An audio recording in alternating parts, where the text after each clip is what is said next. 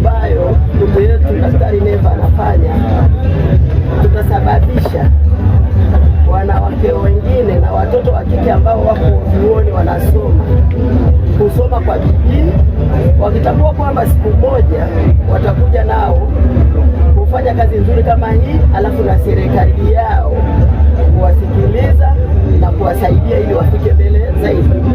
Lakini kumsapoti huyu ni kusapoti ajira kwa vijana wetu wanaomaliza vyuo vikuu. Kwa hiyo ni muhimu sana. Mimi kama mwenye ilani yetu ya Chama cha Mapinduzi ninasisitiza sana swala la ndugu Neva kuendelea kusapotiwa ili aweze kufanya kazi nzuri na kuajiri vijana zaidi, vijana wa kike na wa kiume. Hii dawa hapa inauzwa 15. Kama umelima nyanya, umelima vitunguu, umelima mboga utapata ila nyingi kupitia dawa hii ndogo ya lita 1.